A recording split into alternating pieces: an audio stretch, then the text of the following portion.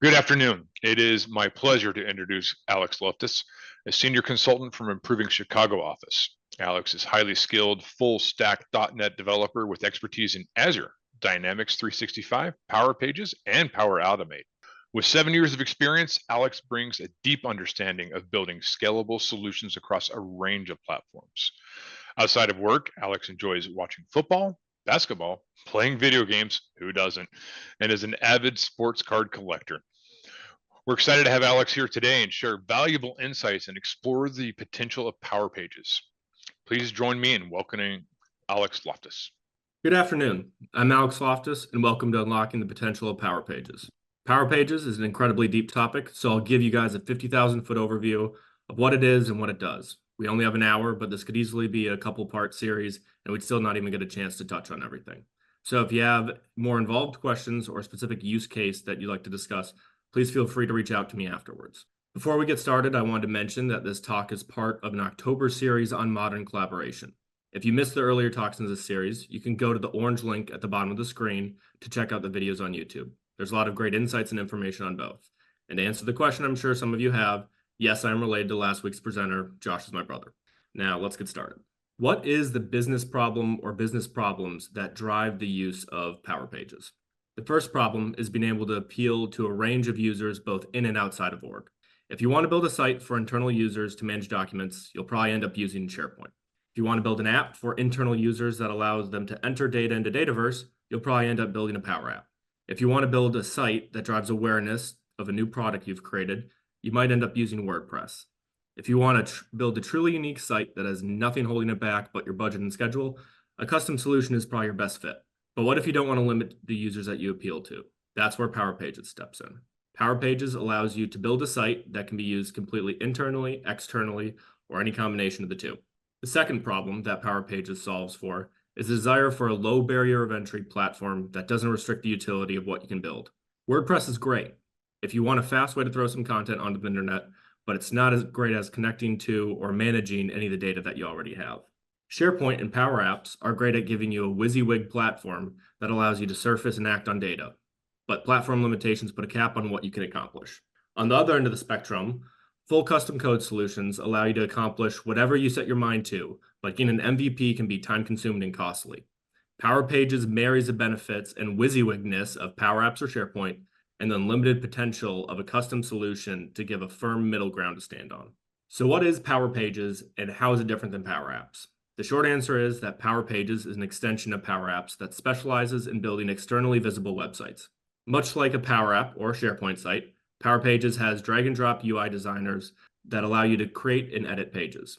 Unlike SharePoint and Power Apps, Power Pages gives you the ability to step behind the curtain and directly edit the HTML, CSS, and JavaScript of the site that you configured using the designer. Power Pages can function similarly to a WordPress site inside the Microsoft wall. If you just want to create a site that funnels potential customers to a relevant blog post, Power Pages can do that. You can make the whole site open to anonymous users and just surface information. If you want to use Power Pages to bring users inside the wall, there are a ton of easy ways to authenticate users. Microsoft allows you to set up authentication using Entra, Gmail, and Facebook, just to name a few. Even if you are wanting to build a site exclusively for internal use, Power Pages is a good tool to obfuscate the heavy licensing hit that comes with creating a Power App. Power Pages are licensed per site, not per user, so there's some real savings in a lot of use cases. There's a little nuance to the licensing, like there are for most Microsoft products, so if you have any questions, feel free to shoot me an email. If you combine the two, now you can see how Power Pages fills an interesting middle ground between established technologies like Power Apps and SharePoint. Where you previously had to limit your option on either access, now you can pick a true middle ground for both. Before I go too deep on all the use case fits for Power Pages, I wanted to call out some of the contemporary platforms that have their own set of specialties. Power Pages does a great job of delivering in most use cases, but there are reasons these competitors are doing well in the space. Starting with Power Apps, Power Pages' older brother. Power Apps really excels at giving you a platform to get off the ground and running quickly with your data. Model-driven apps are great for data management, and Canvas apps really allow you to be a little more creative. But there's a limit to what you can accomplish with the tools Microsoft gives you. And if you want to give a wide audience access to an app you've created, the licensing can get expensive quick. WordPress is another accessible platform to spin up a site fast. There are a ton of other competing platforms like Wix, Squarespace, and Shopify, so I don't mean to single out WordPress. I'm just using them as an example.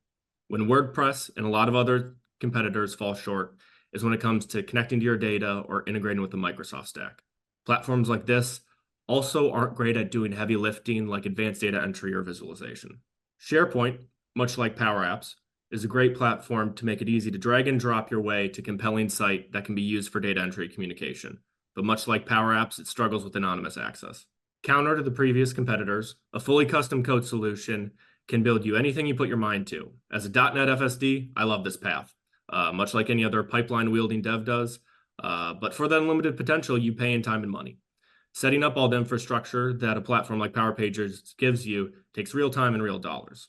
The thing that makes Power Pages such a compelling platform is that it can touch all four corners of this graph. If you want to go to the bottom left and only configure the site using the UI designer and build a document management tool for internal use, you can totally do that.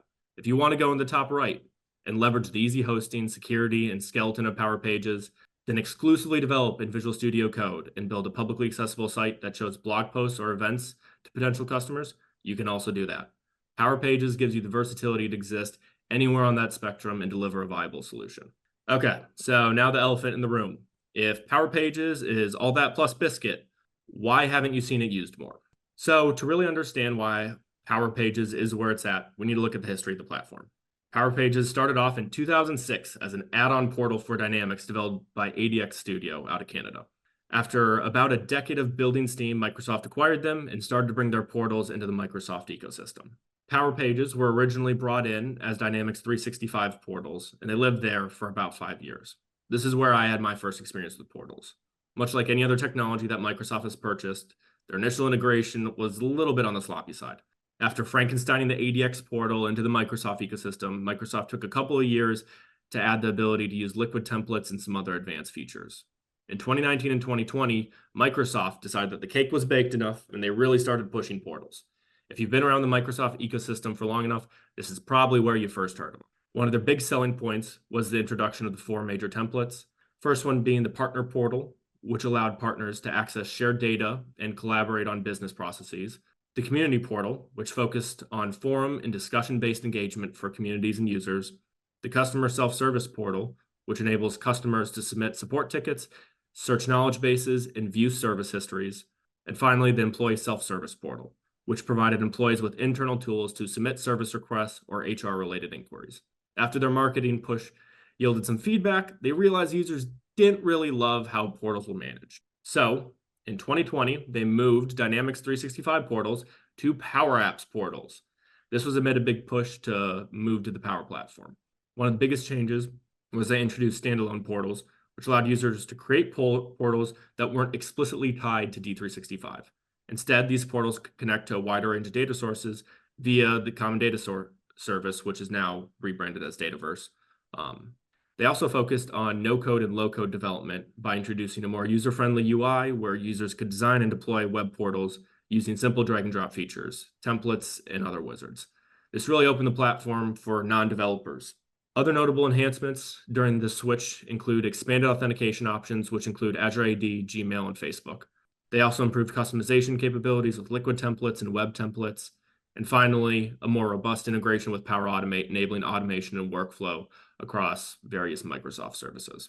And finally, in May of 2022, Microsoft finally rebranded Power Apps portals to Microsoft Power Pages, which is where we are living today. To highlight its growing role as a standalone tool within the Power Platform, Microsoft decided that it belonged in its own tranche. The most notable shift was in the target audience. Rather than focusing on power users like they did previously, they directly appealed to developers and IT professionals. They put an emphasis on the new Pro developer experience, which has full support for advanced web development using HTML, CSS, and JavaScript, as well as liquid templates. Also, developers can use a VS Code extension to manage Power Pages projects locally if they don't want to use the browser-native version of Visual Studio Code, because sometimes that can come with its own host of issues. The redesign of Power Pages Studio, which significantly improved the Power user experience, while the interface draws and still draws a lot of inspiration from Power Apps, this overall introduced a range of new tabs and areas, making it more user-friendly and intuitive. The deep integration with Microsoft Dataverse is one of the key enhancements as well. This allows Power Pages to interact seamlessly with data across organizations, enabling more robust data-driven sites. Whether you're building a customer-facing website or an internal portal, this integration provides a solid foundation for accessing and managing data. Security was also improved with expanded authentication options, including Azure AD, Azure AD B2C, and other providers via OpenID Connect. This flexibility ensures that you are secure in how you connect to the site. After making all those improvements, Microsoft made a concerted effort to outline the new use cases for Power Pages. We now see it being used for everything from customer-facing websites and employee portals to community hubs and public-facing portals for governments and nonprofits. So, to answer the original question, why haven't you seen widespread Power Page adoption? Power Pages were pushed early and often, which created a boy who cried wolf scenario that Microsoft is still fighting against. They tried selling portals as world beaters in 2020, and they just simply were not able to deliver on that. Microsoft has made a ton of platform improvements over the past 4 years, but their marketing material still falls on deaf ears because of the previous performance. I have personal experience with this. I have solo developed 3 different Power Pages in each of the last 3 iterations of the platform. The first project I had when everything was living in Dynamics was absolutely terrible. There was no documentation, and it was very obvious that it was a non-Microsoft product that was grafted onto the platform. And the overall development experience was terrible. The second project that I had when they were trying to drive all the development through Power Apps Studio was a little bit smoother. I still found myself going back to Dynamics to do a lot of the advanced editing, but it was passable. The workflow wasn't great, but it was workable enough to where you could deliver a product and be happy about what you're delivering. And the final project that I had was when they started to make the move from Power Apps to Power Pages. And the new functionality made it feel like a new platform. Up until my final project, to be honest, I was not a huge fan of Power Pages, partially because I had only experienced it in its very, very, very long transitionary period. But the last project really made me a believer in the utility of Power Pages. Once you decide that Power Pages is worth exploring, you're faced with the question of, how do I get started? So, to access Power Pages, there are 2 main methods. The first is to go directly to make.powerpage.microsoft.com. Pretty similar to the URL to navigate to Power Apps, if you're noticing a pattern. The other way is to sign in to any online Microsoft app and go to the waffle in the top left of your screen and select Power Pages. If you don't see Power Pages as an option, hit the Explore Your Apps button, and you should see a full list of apps that you have access to. Once you've gotten to Power Pages, your next step is creating a site. There are 3 main ways to create a Power Page. The first is to start from blank. Like the description implies, this spins up a blank page that just has the most basic plumbing setup. If the site you are creating is exceptionally unique, this is probably the path that you're going to go down. The next option is to start with a template. Microsoft has created a ton of useful templates that fit most of the common use cases. This is the path that most projects end up on. Some common templates are FAQ, application process, and program registration. The final and newest option is to start with Copilot. You can feed Copilot a prompt and watch it dynamically create a template, complete with new tables, forms, and views for you. This is an exciting new way to get your project off the ground, but much like most other AI offerings, it does a great job of giving you a good starting point, but you need to do a fair amount of adjustment to get it functioning as intended. After selecting a template, you are prompted to create an internal friendly name for the portal and create a web address. Both of these can be changed in the future, so you don't need to worry too much about getting it perfect at creation. Once you open up your new site, you'll be shown the Power Pages Modern UI Designer. It's very similar to the Power Apps Designer in the sense that it's what you see is what you get, but there are a couple of differences. It has a different object hierarchy on the left-hand side of the screen that's driven by pages. There are also SharePoint-like features that allow you to easily add another section or component using the plus button below any piece of content. If you have any questions on how to do something, you can use the Copilot window on the right side of the screen to ask any question that you have. Overall, the UI is pretty easy to navigate if you're familiar with Microsoft products. If you want to go a little deeper and you want to go edit the code of your portal directly, you can hit the Edit Code button in the top right corner of the designer screen, and this will pop you into a web browser of Visual Studio Code that automatically saves and updates your portal in real time. If you are new to HTML, CSS, or JavaScript, I would suggest checking out W3 School. They're a great resource for getting a handle on what each component does and how to make basic updates via code. And last and certainly least, the legacy and least helpful way to edit a Power Page is using the old Portal Management Studio. This is a Power App that gets automatically created when you enable Power Pages for an environment. This was the main way to edit Power Pages back when they were Dynamics 365 portals. So it's a bit outdated. However, there are still a few things that you can only do using this method, so it's worth noting. Hopefully, Microsoft will finish moving the functionality out of this soon so it can be fully deprecated, but that is a different song for a different day. Now that you understand everywhere that you can edit a Power Page, let's get into creating your first content page. From the Power Page Designer, hit the plus page button in the top left corner of the screen. This will pop up a modal that asks you to enter a page name for your new page. If you have to select the page template you want to use, in most cases, you'll end up starting with a blank page. Once you have decided what template you want to use, hit add, and then you've completed creating a new page. It's as simple as that. Now that you have a new page, let's add a list to it. Start off by hitting the add section button to open the component selection menu. This is how you can add static text, images, videos, buttons, forms. But for this example, we'll go ahead and select list. After selecting list from the component options, you'll notice a pop-up appears asking you to create a list or use an existing one. In this example, we'll go ahead and choose to add a new list. To create a new list, you need to pick a table that the data comes from, pick the view or views that will be exposed on the portal, and give a name to the newly created list. A new feature that Microsoft has added is AI summary for lists. I haven't found it particularly useful, but I'm sure that there are some cases out there where it provides value. By default, it's toggled on, so if you don't want the AI list summary, just turn off the toggle in the top right of the screen. After you finish creating your list, it kicks you back to the first pop-up that you came from. If you select the second tab on the left, labeled More Options, it will show you this screen, which allows you to set how many records should be shown per page. It defaults 10 per page, which is a little bit on the low end. Most people end up going with 20 or 50 records per page, depending on their layout. After you set your number of records per page, you can hit the Done button and complete your list creation process. Now that we have created a list, it's time to set up CRUD operations. After hitting the Edit List button in the top left, you will see the list setting pop up. To add a Create button to the list, you simply go to the Actions tab on the left, then toggle on the Create New Record item. Once you do that, it will ask you for the target type, which is either form, web page, or URL. In most cases, you'll end up picking the form option. By selecting the form option, the Create button will open a pop-up for the Create form rather than navigating to a different web page or URL. Next, select which form you want to use from the dropdown. After you pick your form, enter the label that you want for your Create button, and your Create button has been created.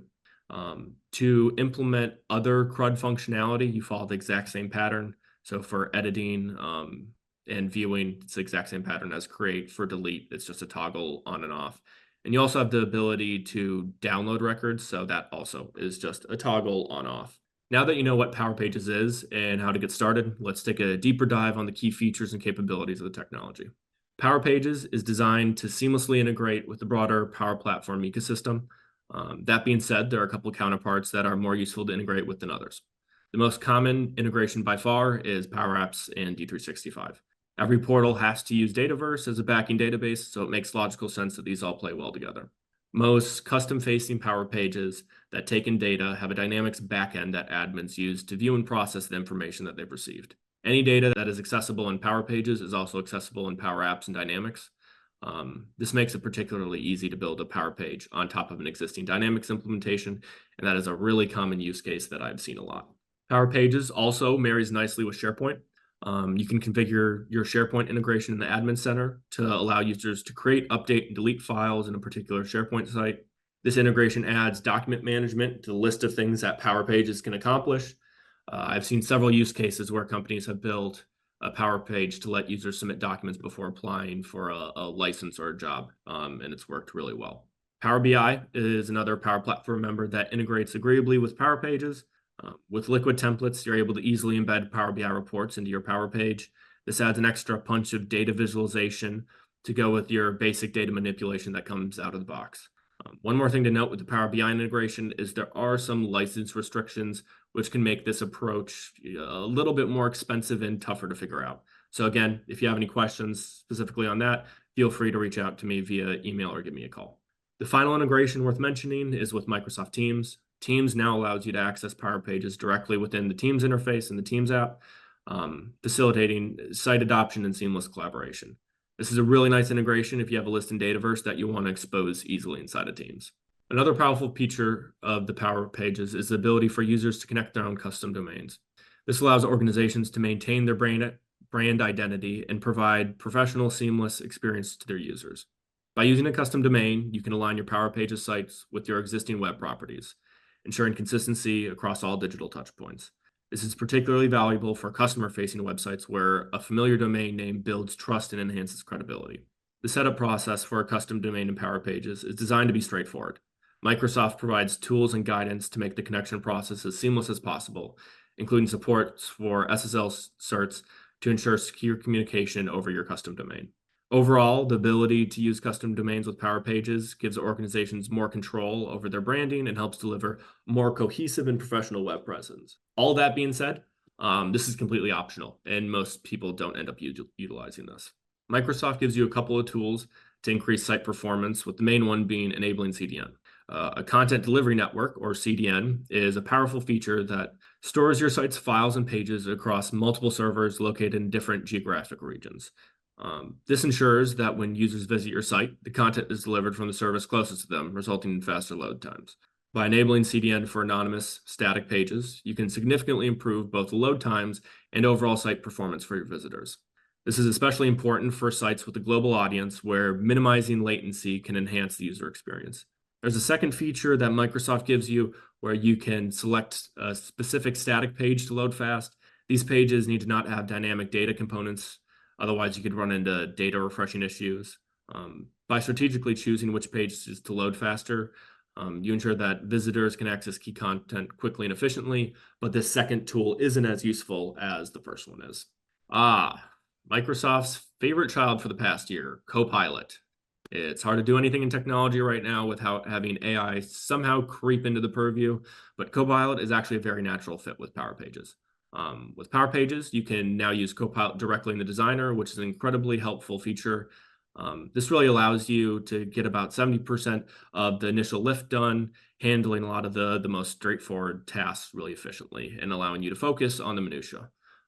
Copilot is particularly great for creating a solid starting point for your design and functionality. It helps generate the foundational content and the structure, enabling you to focus on refining and customizing the remaining aspects. That said, it's important to note that while Copilot can give you a quick head start, there will always be some degree of polishing and adjustment needed. You'll want to tailor the final product to meet the specific requirements and ensure that it aligns with your vision. Copilot is not a silver bullet. You can't just feed Power Pages a prompt and have it spit back a fully baked Power Page, no matter what Microsoft's marketing department says. It's just not going to happen.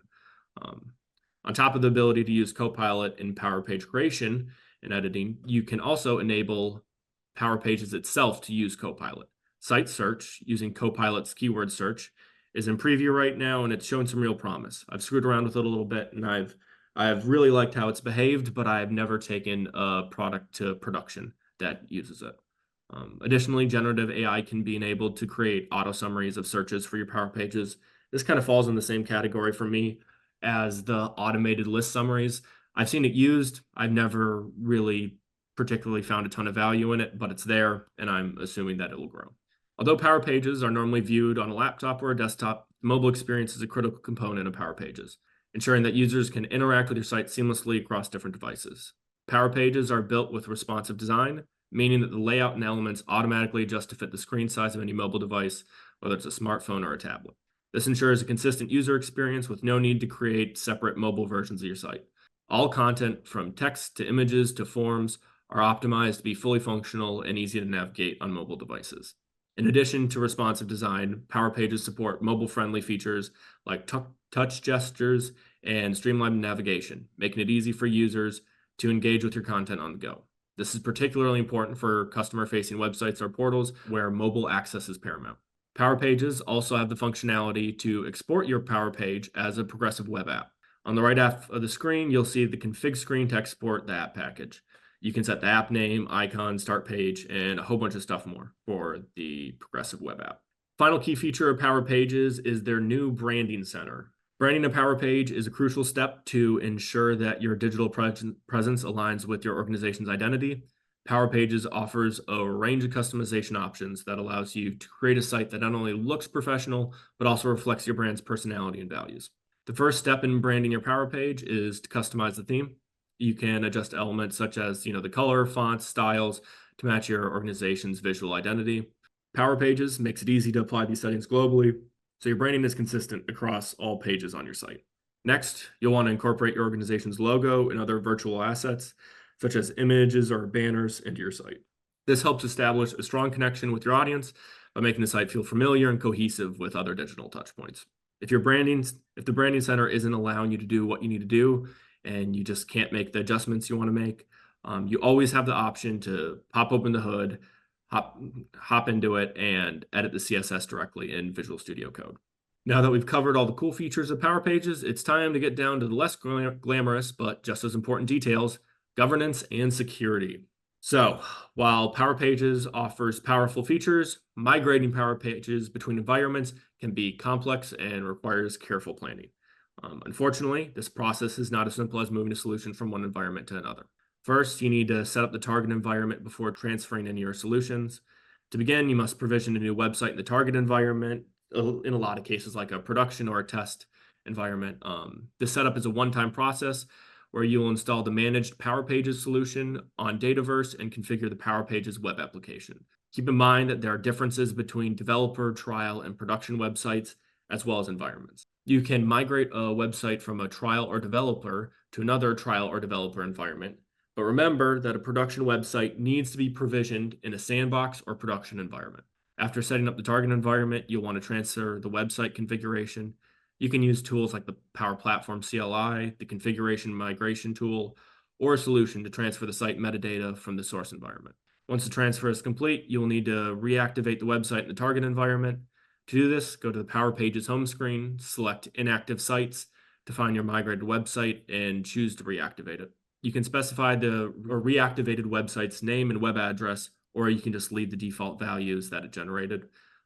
If you are migrating to production, they have a recently added nice go live checklist that you can use to make sure that everything is configured correctly before letting people use your newly minted page. Once you have completed the go live checklist and published your Power Page in production, the war isn't over. Now you have to start the battle of maintaining the site's health and good security posture. One tool that Microsoft introduced that helps a lot with this is the Site Checker. The tool goes through your site and makes sure that there are no glaring security or performance concerns. Site Checker is not meant to replace sound governance practices, but it is a good tool to get started on that journey. One of the areas that Microsoft has made the biggest strides in the last couple of years with Power Pages has been with its identity providers. Now, Power Pages allows you to configure authentication with just about every popular auth provider, from local sign-in using email and password to Azure AD B2C. Power Pages allows you to authenticate using whatever popular provider or providers you decide would work best for your audience. A couple of years ago, before they added Facebook and Google as identity providers, Power Pages was a clunky fit for most customer-facing use cases. In the Microsoft-filled world that we all operate in, it might be realistic to expect some form of intra-auth to work, but when you shift to look at the anonymous customer coming in off the proverbial street, it's not as realistic. In most customer-facing applications, Facebook or Google authentication is preferred. One thing to note is that for most of the identity providers, you'll need to have an associated developer account with that provider to set up the configuration. In general, configuring each provider shouldn't take more than 15 minutes if you already have your developer account set up. Power Pages uses a couple of tools to secure your site, with the main one being web roles. Web roles are used to define user groups in Power Pages. They control what authenticated and anonymous users can view or interact with on your site, helping you manage access at a high level. When you create a new Power Page, by default, it creates an anonymous, an authenticated, and an administrator role. Most of the time, these three roles will be sufficient, but sometimes you'll need to create your own additional roles. Most commonly, this is used to create different classes of authenticated users that have different levels of visibility into data being exposed. Each web role has table permissions associated with it. Table permissions control access to data stored in Microsoft Dataverse. They define what data, tables and records users, and specific web roles can create, read, update, or delete. This ensures data security and compliance by restricting access to certain records based on a user's role. For example, you can create a table permission that allows a user to read, create, and update orders that are associated with their user. The final tool that Microsoft has to secure your site is page permissions. This allows you to restrict or grant access to specific pages based on assigned web roles. You can choose which pages are visible or editable by users in different roles, ensuring that only authorized individuals can access sensitive content. You can control if your Power Page is public or private. There are use cases for both. When you are developing a Power Page, it should always be set to private. You don't want to run the risk of exposing data that you shouldn't to the world, so it's best practice to keep it on private until the site goes live. Once you get the site into testing, you can grant access to your testers using the modal shown on the bottom right of the screen. Once the Power Page has been migrated to the correct environment and everything's ready to go, then you can switch your site to public. Then and only then. You do not want to switch to public too early because the whole bunch of things can go wrong if you do. After configuring your Power Page roles and permissions, it's a good idea to run a deep scan on your site. This tool enhances the security posture of your Power Page website by systematically identifying and addressing potential security vulnerabilities. At a high level, here's what the comprehensive vulnerability scan does. It identifies common vulnerabilities like SQL injection vulnerabilities, cross-site scripting, cross-site request forgery, insecure API calls, and misconfigured access controls. After the scan, Power Pages generates a detailed report outlining the identified vulnerabilities. These reports include severity ratings, descriptions of the vulnerabilities, and recommended actions to mitigate the risks. The deep scan aligns with security best practices and compliance standards, ensuring that your Power Pages site adhere to necessary security requirements, which is especially crucial for organizations handling sensitive data like payment or health information. Another new security feature that Microsoft has introduced is the ability to configure your own application firewall. In most use cases, it's out of scope, but it's good to note that's there for the 10% of use cases where this is utilized. Now that we all understand Power Pages in an academic sense, it's time to look at some case studies. We'll be reviewing a personal case study of mine, as well as 2 studies that Microsoft has highlighted. Out of the 3 Power Pages that I published, my most recent one is clear-cut winner as far as technical depth goes. The Power Page was built for a cloud co-seller that wanted to sell access to their Power Page and give users insights into their Amazon, Google, and Microsoft deals. One of the main features of this Power Page was the 4 nested Power BI reports that lived on the home screen. It functioned as a hub that users would view a couple times a day to get an overview of where all their deals were sitting. Once you get down into the weeds a bit more, this Power Page was also responsible for some heavy-duty data input. Users could perform full CRUD on deals, their child deal products, and their grandchildren products, drilling all 3 layers deep. Additionally, users could upload spreadsheets to the related SharePoint document location for a deal through the portal and initiate a flow that would iterate through the sheet and add all the rows as deal products for the parent deal. This project really highlighted how Power Pages can play well with Dynamics, Power BI, Power Automate, and SharePoint all in the same implementation. The first case study from Microsoft that we're going to cover is Intralox. Intralox provides highly specialized and innovative conveyance technologies and services that enhance food safety, power e-commerce, and solve material handling challenges for food processing, industrial manufacturing, and logistic industries worldwide. Basically, they make fancy conveyor belts. Intralox had a full Dynamics implementation with a heavy emphasis on the field service module. They needed to allow their technicians to see work order information so they know what tasks they have to complete for a given customer. Intralox didn't like the idea of having to give all their technicians access to Dynamics because they only needed a limited view of the data, and it didn't make sense to pay for all the additional licenses.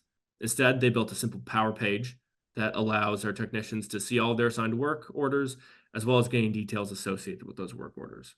Once the technician has completed and updated the work order, another Power Page helps automatically create field service inspection reports using job-specific data to generate questions relevant to the specific piece of equipment that was being worked on. The second case study from Microsoft focuses on Akuma, a leading provider of automation solutions and advanced machine tools designed to help customers achieve their manufacturing goals. Akuma has implemented a comprehensive D365 solution for internal customer management. However, they sought to extend to certain customer data to their distributors to ensure top-tier service to their clients. To meet this need, Akuma developed a Power Page that provides distributors with critical customer insights. The Power Page also facilitated direct communication between Akuma's call center and the distributor, ensuring that customer issues were seamlessly logged in Dataverse and visible in Dynamics for internal representatives. Akuma places a strong emphasis on delivering exceptional customer service as many of their clients become long-term partners. To uphold the standard, they require a solution that ensures no customer issues would be overlooked in any part of their operation. This need for seamless, reliable service was a key factor in their decision to adopt Dynamics 365 and Power Pages integration. If none of these case studies we just went over resonate with you or need that you were hoping Power Pages could fill, go check out customers.microsoft.com.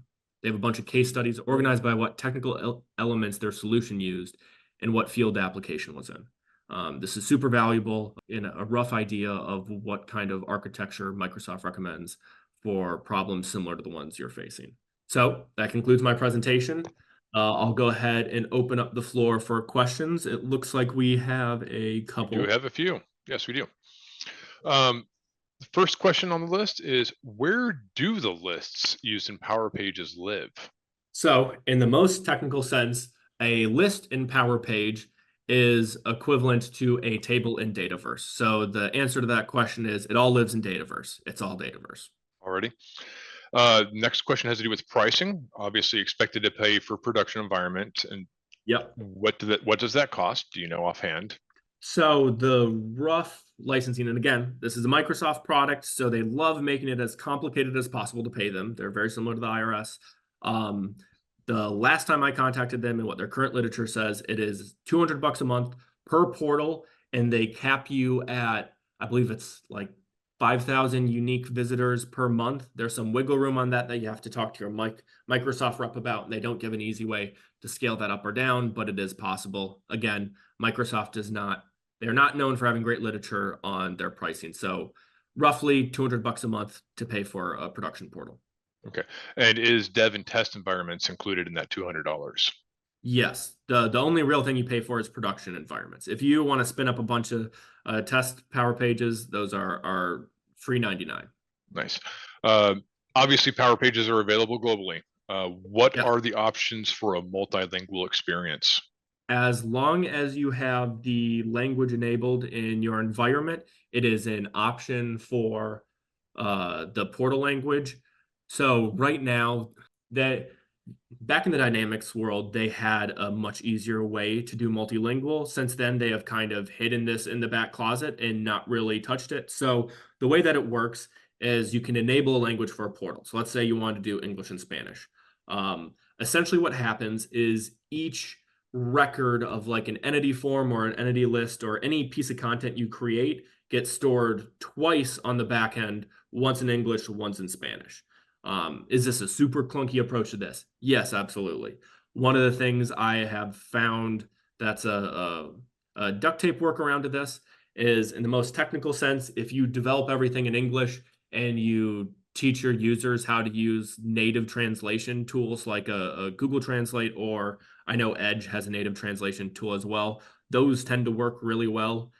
It's definitely not as polished of a solution as having like a language drop down in the top right, or it automatically porting to the correct language. But unfortunately, that's one of the boo-boos on Power Pages right now, is they do not have the most pruned solution for multilingual. And to add on to that, I'm assuming that if internal pages, yeah, you can train your users, but if you have a public page, you definitely will want to deal with the pain because of the advantages there. Yes. Alrighty. Well, that wraps it up for questions, unless we get some more coming in. And oh, we do have a couple more coming in. If going pro code, are there JavaScript library limitations? So very, very, very interesting question.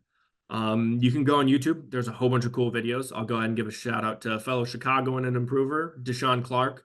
He has a bunch of great YouTube videos on how to extend what JavaScript libraries you use. There's another section that I didn't touch on in this presentation. There are some advanced settings so you can set external domains for JavaScript libraries. So yes, you could, if you want to bring in external libraries, yes, you can. Again, it's a Microsoft product, so they are liable to make it more difficult for no reason. I don't have any personal experience with this, but from all the Microsoft literature and all the stuff I have read, yes, you absolutely can bring your own libraries. Awesome. Are there any native e-commerce capabilities, or would this be integrated by incorporating the pro code approach? So as far as e-commerce goes, yes, they do have a really nice connection with Stripe, and I believe one other major payment processor. But yes, there's actually even a template that spins up some of the e-commerce plumbing on the back end. So yes, e-commerce is absolutely enabled for Power Pages. Although it's not a traditional use case, it definitely is a use case that's present and that you can follow. Alrighty, it looks like there are no more questions coming in. Alrighty, well, next week we are continuing with Improving Talks. We are going to have Rob Ulisek talking about cloud native project management with the new planner. So hope to see you all next Wednesday. Also to note, we do have Tomorrow Technology Today series going on Tuesdays. It's available at the same address of Improving Thoughts webinars, improving.com/thoughts/webinars, and you can check out that series as well. Hope you all have a great day, and I will hopefully see many of you again next week. Thank you everyone for attending.